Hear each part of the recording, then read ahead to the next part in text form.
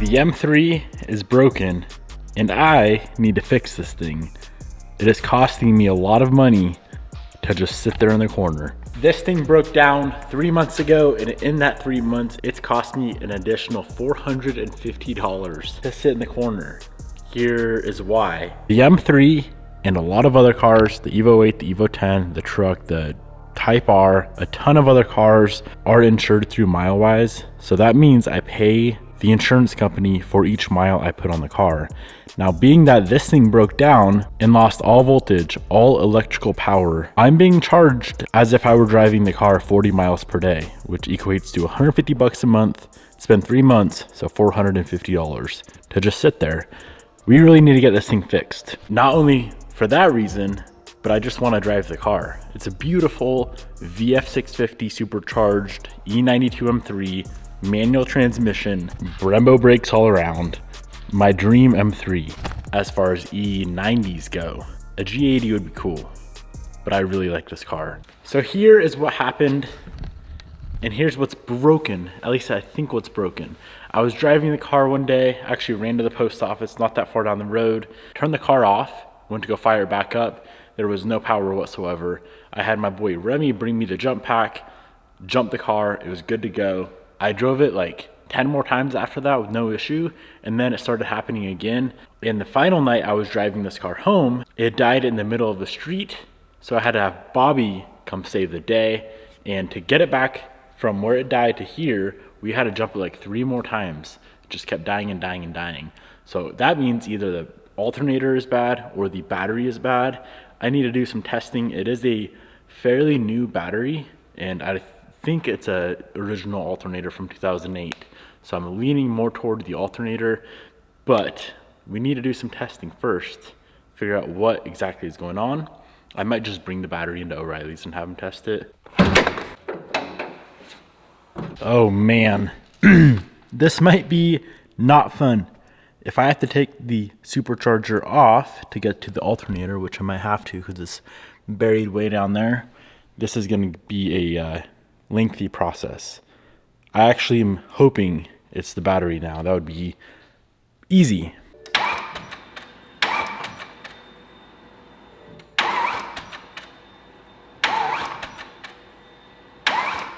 So even on a jump pack, I can't even get this thing to fire up to do any sort of testing.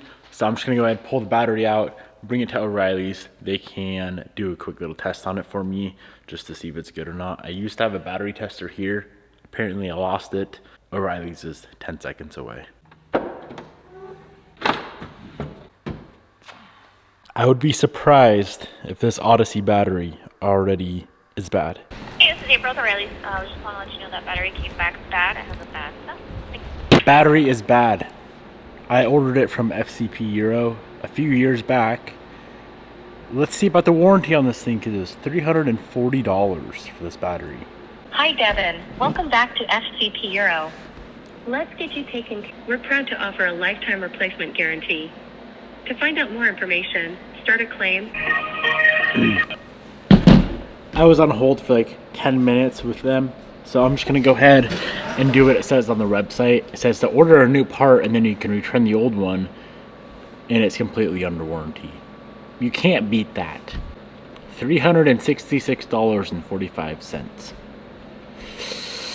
Let's hope that is warrantied out. Alrighty, this is for all my Evo and STI friends, 5 on 114 friends. These beautiful work ZR10s you're looking at right now could be yours for as little as $3. First link down below, 18 by 9.5 plus 22, 5 on 114.3 in this beautiful bronze color. Click the link down below to win the wheels. All right, while we wait for the new battery to show up, which said it'd be 3 to 5 days, I'm gonna go ahead and fix another problem on the car. Every time I need to do any sort of work underneath the hood on this thing, I have to prop it up because the hood struts, you'll see here in a second, are no good. Come on. I found some on Amazon. They were $15.90 for the pair. New OEM on FCP Euro are $155.98 plus shipping. I'm willing to risk my $15 investment if these don't last quite as long as OEM.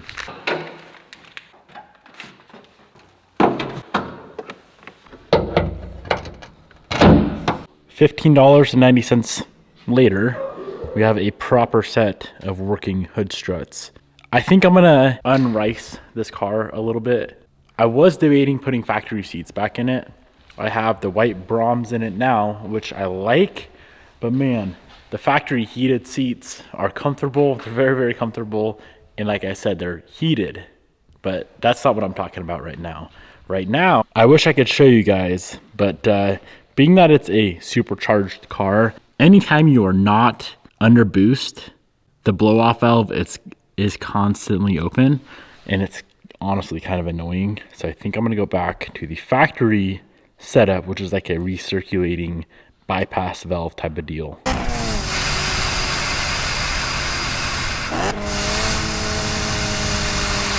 I like the way the tile BOV sounds on the M3, but like I said, man, after a while it just got obnoxious, I guess you could say. Annoying would be a proper term for it. Well, we have another little bit of a problem. I don't know if I just broke this or if it's been broken, but this is the reference line for the BOV. This connects underneath the plenum, and that thing, man, that is not fun to get back on without any leaks. There are 8 couplers that are a pain to get on, but that's got to come back off because that fitting connects underneath the big old plenum.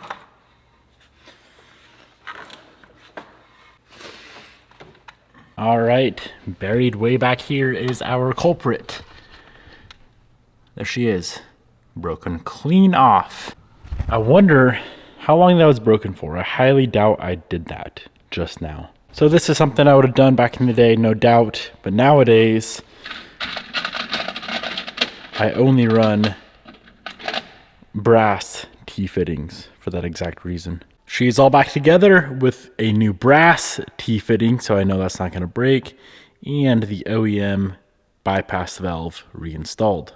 Well, guys, I guess you could say I got a little bit impatient, so I went to the local parts store and picked up a cheap battery. There was no way I was going to wait around for like a week for the replacement Odyssey to come in, only to throw it in the car and potentially have a bad alternator as well. So let's throw this in the car. It does need to be coated, which I think is ridiculous. I don't know why you have to coat a battery for a 17-year-old car, but you do.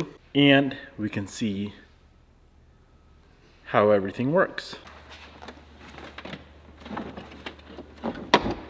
She is in. Let's fire the M3 up for the first time in months and see what happens.